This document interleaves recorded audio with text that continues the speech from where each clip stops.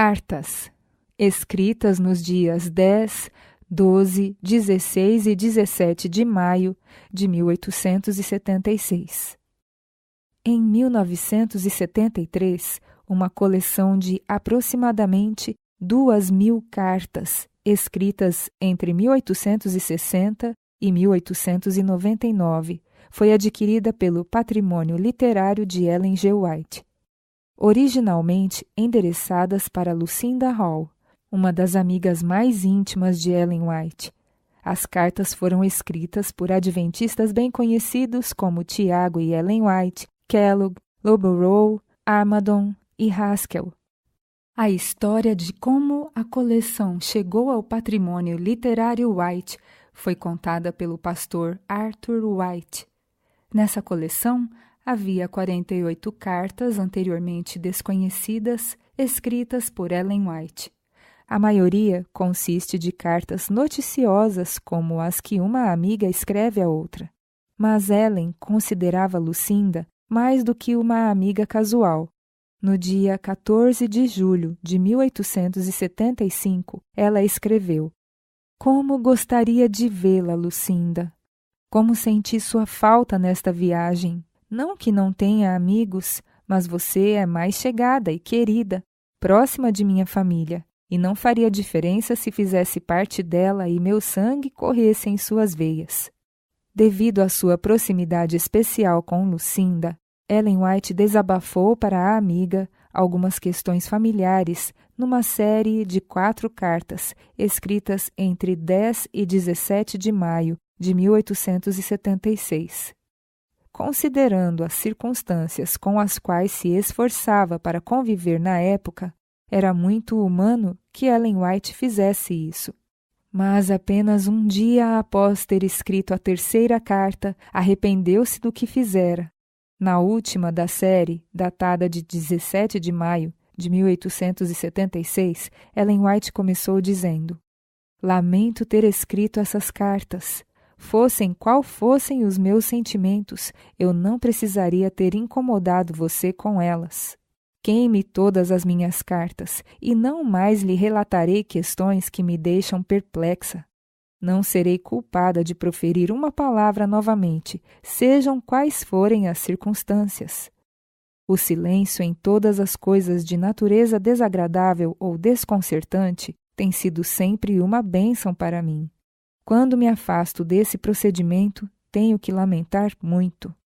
Mas Lucinda não destruiu as cartas conforme a solicitação. Foi assim que passaram a ser propriedade do Patrimônio Literário White em 1973. O patrimônio, sem saber como lidar com essas 4 cartas, deixou-as de lado e não as colocou no arquivo costumeiro. Desde então, alguns têm sugerido que o Patrimônio White queime as cartas, em harmonia com o pedido original de Ellen White. Mas outros acham que as cartas devem ser preservadas por 2 razões. Primeiro, a situação enfrentada pelo Patrimônio Literário White é diferente daquela de Lucinda Hall. Foi feito a Lucinda o pedido para queimar as cartas. Como ela não o fez, a Comissão do Patrimônio White devia considerar o pedido à luz de sua própria situação. Os críticos poderiam acusar o patrimônio de destruir não apenas essas cartas, mas outras correspondências e manuscritos. 2. O relato de como Ellen White enfrentou um período extremamente difícil de sua vida poderia ser um auxílio a pessoas que estivessem vivendo circunstâncias semelhantes hoje. Como muitas pessoas estão a par da situação familiar com a qual Ellen White lutava na época, e com a esperança de que outros que estejam vivendo circunstâncias semelhantes hoje recebam coragem através delas, num contexto adequado para ajudar a entendê-las, essas cartas estão sendo aqui disponibilizadas. O contexto das cartas. Qualquer pessoa que tenha lidado com vítimas de derrame pode identificar-se com Ellen White quando ela escreveu: "Não perdi o amor por meu esposo, mas não consigo explicar as coisas." Uma semana antes, ela escrevera: "Não posso deixar de ter apreensão quanto ao perigo do humor instável de Tiago.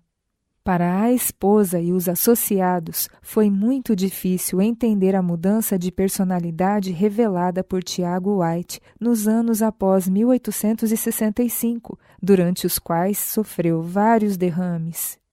Antes da enfermidade, Tiago White era um líder dinâmico e vigoroso. Após seus derrames, porém, experimentou graves mudanças de personalidade. De tempos em tempos, parecia voltar à sua antiga maneira de ser, porém, com frequência, se mostrava desconfiado e exigente. Era essa a situação que Ellen White enfrentava na época em que escreveu as 4 cartas para Lucinda. Sem fazer rodeios, Tiago White se expressava com frequência de modo veemente. Em sua autobiografia, escreveu o seguinte acerca de um homem que o criticara: ver um homem tosco, empedernido, possuindo em sua natureza uma ternura pouco maior que a de um crocodilo e destituído de formação moral e religiosa, quase tanto quanto uma hiena, derramando lágrimas hipócritas para impressionar, é suficiente para provocar diversão ao mais circunspecto santo. A força da personalidade de Tiago White foi um patrimônio de valor incalculável durante os anos de formação da Igreja Adventista do Sétimo Dia. Com as visões de sua esposa a desafiá-lo constantemente, o pastor White deu início às publicações, erigiu instituições, promoveu a organização da Igreja e alimentou espiritualmente o rebanho. Além disso, atuou por 10 anos como presidente da Associação Geral. A história de sua vida é contada por Virgil Robinson, numa biografia intitulada James White, publicada pela editora Review and Herald, em 1976. Mas quando essa forte personalidade, alterada por uma série de derrames, voltou-se contra a família e associados, incluindo a esposa, Ellen viu sua força e paciência distendidas quase ao limite. Uma pessoa que leia apenas estas 4 cartas obterá certamente um quadro distorcido do relacionamento entre Tiago e Ellen White. Deve-se conservar em mente o tipo de declaração como a que se segue, escrita por Tiago acerca de Ellen. O casamento marca uma importante etapa na vida dos homens. O que acha uma esposa, acha o bem e alcançou a benevolência do Senhor. Casamo-nos no dia 30 de agosto de 1846, e daquela hora até o presente, ela tem sido meu diadema de júbilo. Mesmo na enfermidade, Tiago percebeu que, por vezes, seus atos não estavam em harmonia com suas boas intenções. Em 1879, escreveu aos filhos: desejo agora chamar-lhes a atenção para um assunto de grave importância. Provavelmente, queridos filhos, posso ter errado em algumas coisas cortantes que escrevi, relativas aos erros de cabeças mais jovens. É da minha natureza revidar quando pressionado além da medida, bem que gostaria de ser um homem melhor. Não sabemos tudo o que aconteceu após ter sido escrita a 4ª carta, mas em menos de 10 dias, Ellen estava ao lado do esposo na reunião campal de Kansas. No dia 16 de maio, o mesmo dia em que foi escrita a 3ª das 4 cartas para Lucinda, Ellen escreveu para o esposo: aflige-me o fato de eu ter dito ou escrito algo que o afligisse. Perdoa-me e serei cautelosa para não abordar qualquer assunto que o incomode ou angustie. Tiago, desafortunadamente, nunca se recuperou por completo de sua enfermidade. Tinha alguns dias bons, mas esses eram entremeados com períodos de depressão. Um comentário feito pelo presidente da Associação Geral 2 anos após a morte de Tiago White indica a interpretação compreensiva que seus colegas próximos davam aos seus atos induzidos pela doença. Nosso querido irmão White achava que éramos seus inimigos porque não víamos as coisas como ele. Nunca lancei qualquer acusação contra esse homem de Deus, esse nobre pioneiro que tão arduamente trabalhou por esta causa. Atribuo tudo à sua doença e enfermidade. Essa visão geral das circunstâncias nas quais Ellen White escreveu as 4 cartas para Lucinda Hall, 10 a 17 de maio de 1876, é breve, mas cremos que apresenta uma perspectiva necessária para os leitores que examinam as únicas cartas que Ellen White solicitou que fossem queimadas. Patrimônio Literário de Ellen G. White, 6 de agosto de 1987. Querida irmã Lucinda, recebemos sua carta ontem à noite.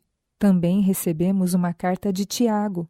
Lucinda, não tenho planos agora de trocar uma certeza por uma incerteza. Posso escrever mais e estou livre. Se eu tiver de ir para o leste, a felicidade de Tiago pode repentinamente transformar-se em queixas e irritação. Estou completamente desgostosa com esse estado de coisas e não pretendo me colocar onde houver o menor risco de que ocorra. Quanto mais penso no assunto, mais resolvida e determinada me sinto, a menos que Deus me dê luz de permanecer onde estou. Posso nunca ter uma oportunidade como esta, com que Deus me favoreceu no momento. Devo trabalhar conforme Deus dirige. Rogo e suplico por luz. Se for meu dever assistir às reuniões campais, saberei. Mary agora está segura. Posso perdê-la se eu for para o leste. Satanás tem me impedido por longos anos de escrever e agora não me posso desviar disso. Não posso deixar de ter apreensão quanto ao perigo do humor instável de Tiago, seus fortes sentimentos, suas censuras, sua maneira de me ver à luz de suas ideias, falando-me francamente de estar eu sendo conduzida por um espírito errado, dizendo que lhe restrinjo a liberdade, etc. Não é fácil passar por cima de tudo isso e colocar-me voluntariamente na posição em que ele seja um estorvo no meu caminho e eu no dele. Não, Lucinda, não participarei de reuniões campais nesta temporada. Deus, em sua providência, tem nos dado a cada um nosso trabalho e o faremos separadamente, independentemente. Ele está feliz, eu estou feliz, mas a felicidade pode transformar-se totalmente caso nos encontremos, receio eu. Valorizo seu discernimento, mas devo ser deixada livre para fazer o meu trabalho. Não suporto o pensamento de prejudicar a obra e a causa de Deus com tal depressão, como a que tenho experimentado, de maneira totalmente desnecessária. Meu trabalho está em Auckland. Não me moverei um passo na direção leste, a menos que o Senhor diga, vai. Então, sem murmurar, irei alegremente, não antes. Grande parte da utilidade da minha vida se perdeu. Se Tiago se houvesse retratado, seria diferente. Ele disse que não devemos procurar controlar um ao outro. Não reconheço tê-lo feito, mas ele sim e muito mais. Nunca me senti como agora acerca desse assunto. Não posso ter confiança no discernimento de Tiago com referência ao meu dever. Ele parece querer mandar em mim como se eu fosse criança. Diz que não devo vir para cá, que devo ir para o leste, por receio quanto à influência da irmã Willis, ou por medo de que eu vá para Petaluma, etc. Espero que Deus não me haja deixado a receber minhas incumbências através do meu marido. Ele me ensinará se eu nele confiar. Estou alegre e feliz. Meus nervos estão se acalmando. Meu sono é tranquilo, minha saúde é boa. Espero não ter escrito nada errado, mas são estes os meus sentimentos e ninguém sabe, a não ser você, alguma coisa sobre isso. Que o Senhor me ajude a agir e sentir corretamente. Se as coisas fossem diferentes, eu sentiria ser meu dever ir às reuniões campais. Assim como estão, não tenho o dever. Deus me abençoa no meu trabalho. Se eu receber luz num sonho ou de outra maneira, seguirei alegremente a luz. Deus vive e reina. Responderei ao seu chamado e buscarei fazer sua vontade, afetuosamente. 10 de maio de 1876. Querida irmã Lucinda, gostaria que você me mandasse algumas notícias. Escreva com frequência.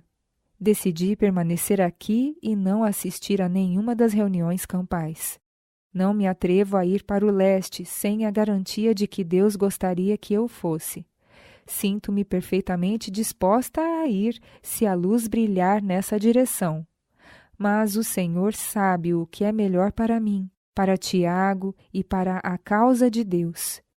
Meu esposo está feliz agora, bendita notícia. Se ele tão somente continuar feliz, eu estaria disposta a permanecer longe dele. Se a minha presença é prejudicial à sua felicidade, Deus me impeça de estar ligada a ele. Farei meu trabalho conforme Deus me conduzir.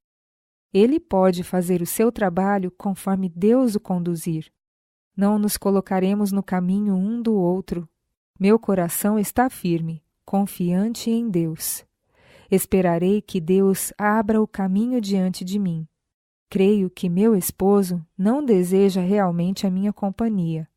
Ele se alegraria se eu estivesse presente às reuniões campais, mas tem algumas ideias a meu respeito, como já as expressou livremente, de que não me sinto feliz na sua companhia e nunca poderei, enquanto ele não encarar a questão de modo inteiramente diferente.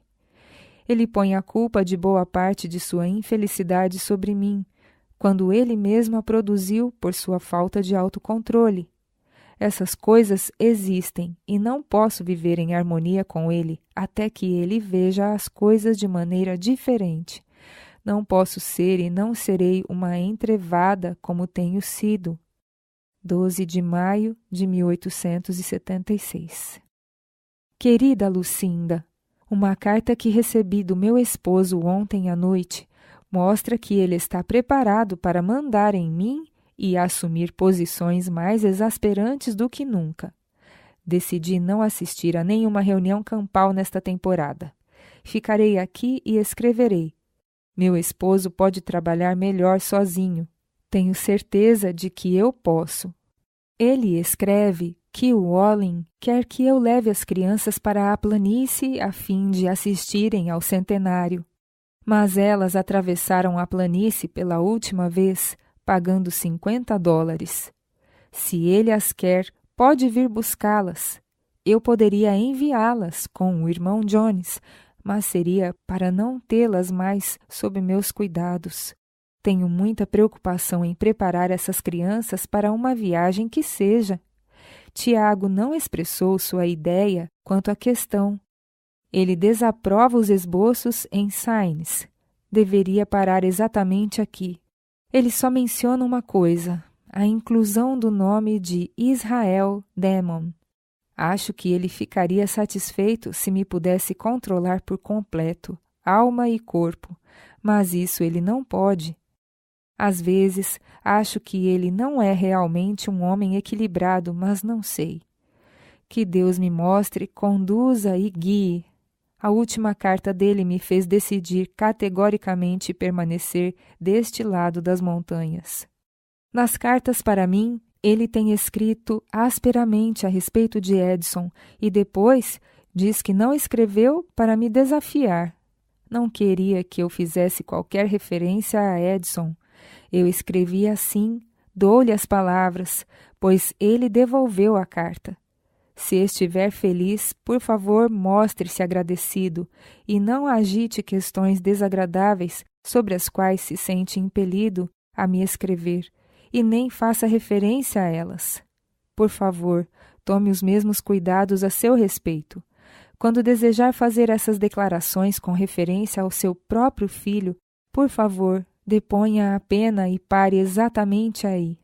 Creio que Deus ficaria mais satisfeito e isso não causaria dano à sua alma.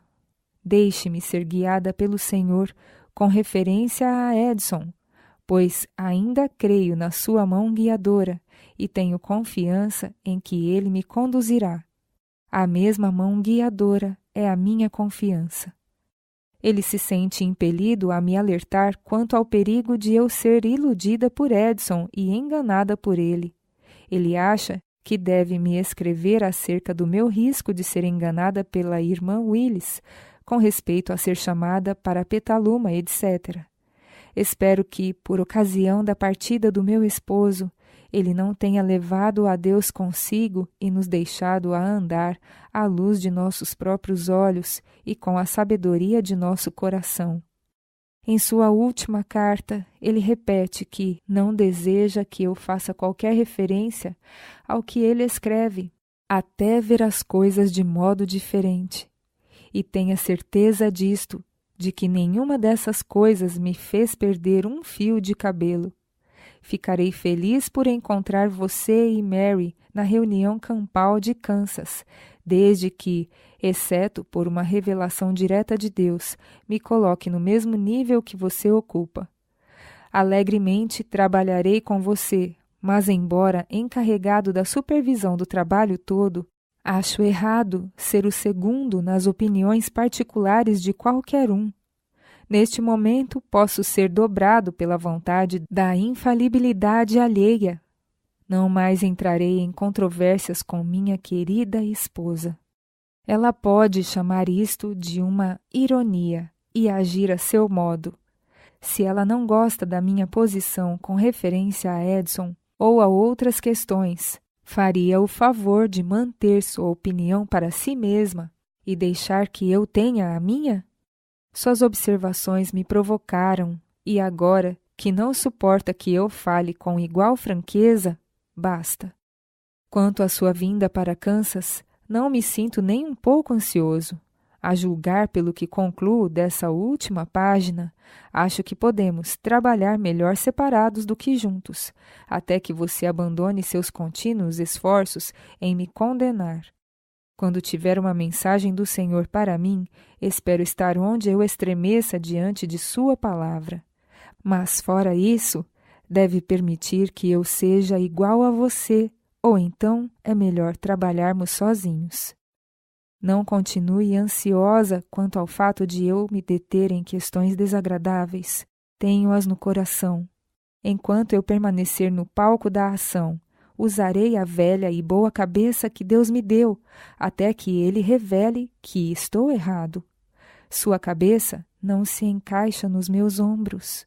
Conserve-a no devido lugar, e eu procurarei honrar a Deus usando a minha.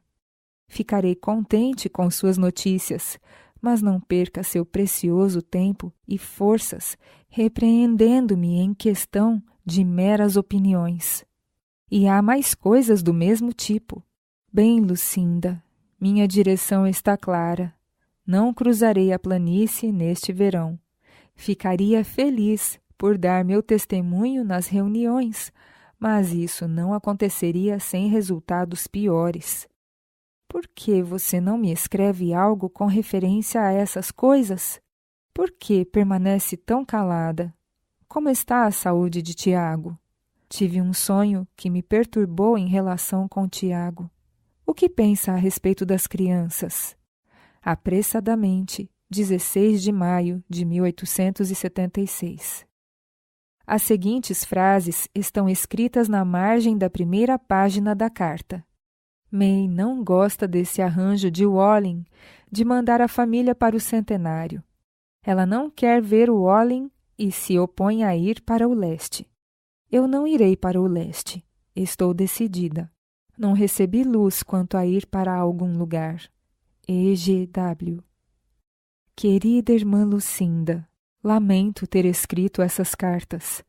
Fossem quais fossem os meus sentimentos, eu não precisaria haver incomodado você com elas. Queime todas as minhas cartas, e não mais lhe relatarei questões que me deixam perplexa. O portador de pecados é o meu refúgio. Ele me convida a ir a ele para repousar quando estou cansada e sobrecarregada. Não serei culpada de proferir uma palavra novamente, sejam quais forem as circunstâncias. O silêncio em todas as coisas de natureza desagradável ou desconcertante tem sido sempre uma bênção para mim. Quando me afasto desse procedimento, tenho que lamentar muito. Quando você partiu, sabia que não havia ninguém com quem eu pudesse conversar, por mais aflita que me sentisse. Mas isso não é desculpa. Escrevi para Tiago uma carta de confissão. Você pode ler todas as cartas que vêm de Auckland para ele, e depois enviá-las para ele, onde estiver. Não sei aos cuidados de quem mandar cartas para Kansas. Ontem à noite recebi uma carta de Tiago, expressando um tom muito diferente de sentimentos. Mas não me atrevo a atravessar a planície. É melhor para nós dois estarmos separados. Não perdi o amor por meu esposo, mas não consigo explicar as coisas. Não assistirei a nenhuma das reuniões campais do leste. Permanecerei na Califórnia para escrever. As últimas cartas fizeram com que me decidisse plenamente. Considero-as a luz que pedi. Eu teria ido à reunião de Kansas, mas me senti impedida de partir. Está certo, o Senhor sabe o que é melhor para todos nós. Não tenho certeza de que era seu dever ir para o leste quando foi. Se você tivesse permanecido, eu poderia ter realizado muito mais. Compreendo, porém, todas as circunstâncias e não tenho uma palavra de censura para lançar sobre você, ou meu esposo, ou qualquer outra pessoa. Tenho escrito frequentemente 20 páginas por dia. Deixei de lado Skates of Life. Mandamos para 2 provas do testemunho.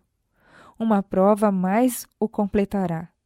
Mary Clough continua a mesma.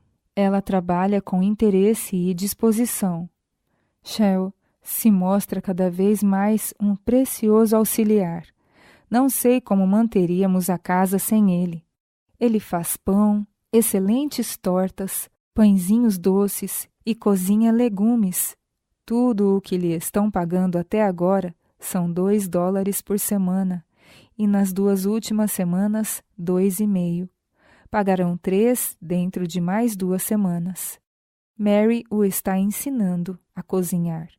Ele é caprichoso, toma conta da casa toda. Onde está Frankie Patten? Ela virá ou não? Por que você não diz algo sobre essas coisas? Carinho para todos.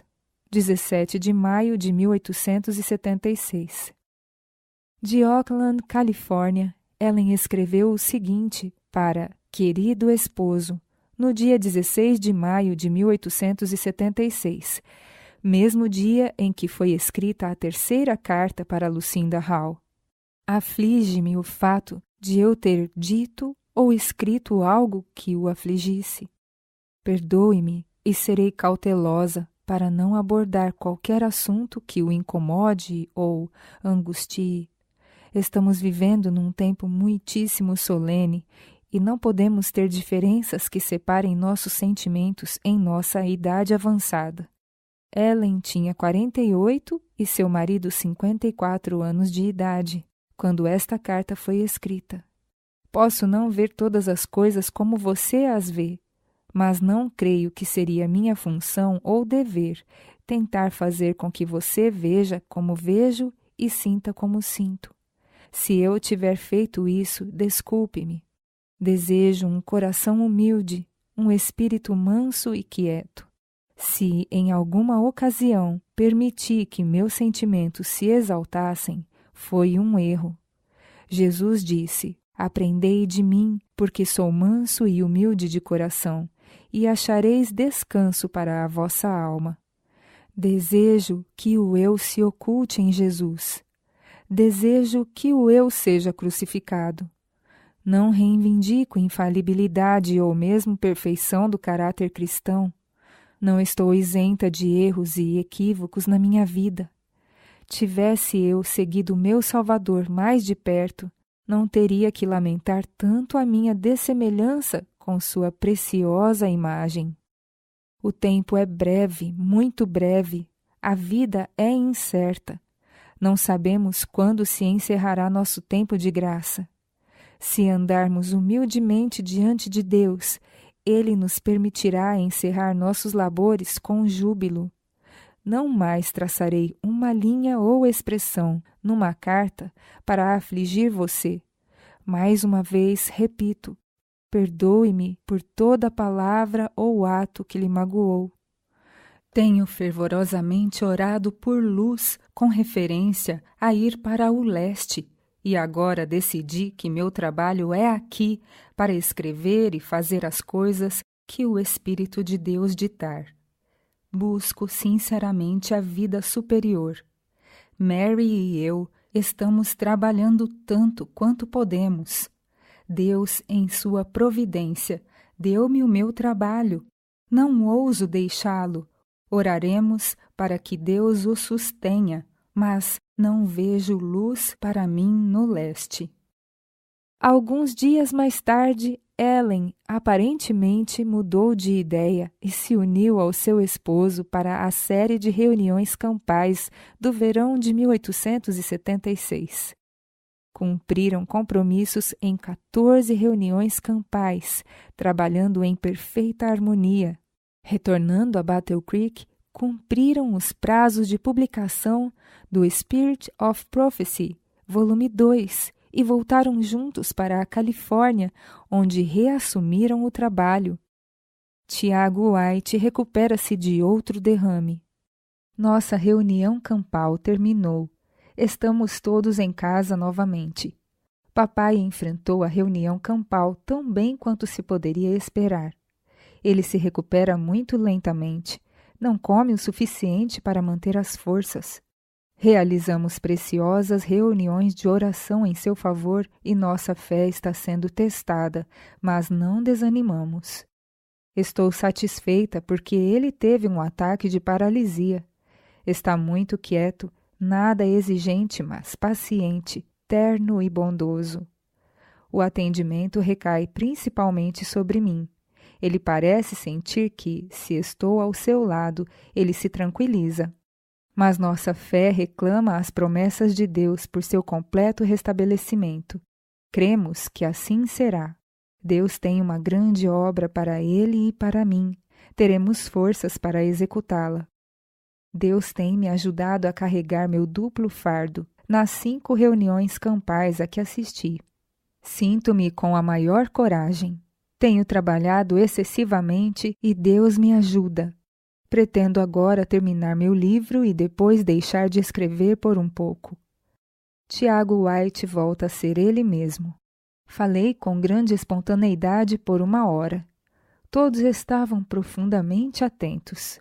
Mas a melhor parte da questão foi que papai foi à plataforma, cantou e orou como ele mesmo. Isso é obra de Deus e seu nome receberá toda a glória. Algumas semanas após a morte de Tiago White. Sinto cada vez mais a falta de papai. Sinto especialmente a sua perda aqui, nas montanhas. Acho uma coisa muito diferente estar nas montanhas com meu esposo e nas montanhas sem ele. Tenho plena convicção de que minha vida estava tão entrelaçada e entretecida com a de meu esposo que é praticamente impossível que ela signifique alguma grande coisa sem ele. Anos após a morte de Tiago White. Então meu marido, o fiel servo de Jesus Cristo, que por 36 anos estivera ao meu lado, foi-me arrebatado e fui deixada a labutar sozinha. Ele dorme em Jesus. Não tenho lágrimas para derramar sobre o seu túmulo. Quanto, porém, lhe sinto a falta. Como almejo suas palavras de conselho e sabedoria. Como desejaria ouvir suas orações unidas às minhas, pedindo luz e guia, sabedoria para saber como planejar e dirigir a obra. Meu esposo faleceu em 1881. Desde então, tenho realizado mais trabalho do que em toda a minha vida anterior, assumindo responsabilidades, escrevendo e publicando livros.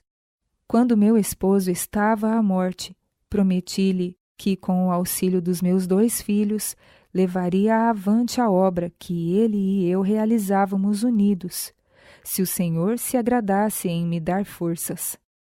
Não tenho considerado a minha comodidade. Tenho me recusado a falhar ou ficar desanimada. Não me foi contado com palavras que verei meu esposo na cidade de Deus.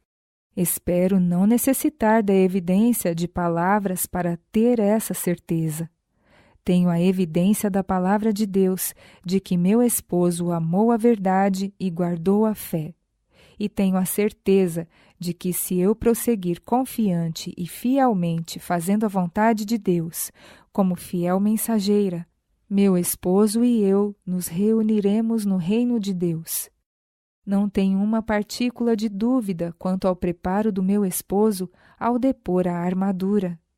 O ano seguinte, ao do falecimento do meu esposo, foi o mais penoso que já vivi.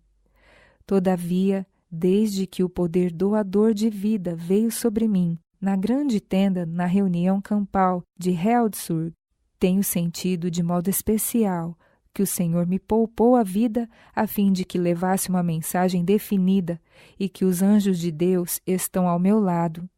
Não fosse a evidência de que o Senhor é meu auxiliador, não poderia trabalhar como trabalho. Enquanto Ele me poupar a vida, desempenharei fielmente o meu dever. Não estou fazendo a minha obra, mas a obra do Senhor. Agora, minha irmã, temos o direito de tomar o Senhor por sua palavra. Jamais pedi que Deus me revelasse se serei salva ou se meu esposo se salvará. Creio que, se viver em obediência aos mandamentos de Deus e não desanimar, porém andar na luz como Cristo está na luz, encontrarei por fim meu Salvador e lhe verei a face. Para isso me esforço. Não confiarei no homem ou farei da carne a minha arma. Tenho a promessa de que, se for fiel em levar as mensagens que Deus me dá, receberei a coroa da vida. Receber essa coroa depende de eu crer na mensagem da verdade e receber pela fé a promessa de Deus de que terei sua graça para sustentar-me ao desempenhar os deveres que requer de mim. Se me desincumbir fielmente do meu dever, aquilo que os outros escolherem fazer não será lançado na minha conta por não tê-los advertido.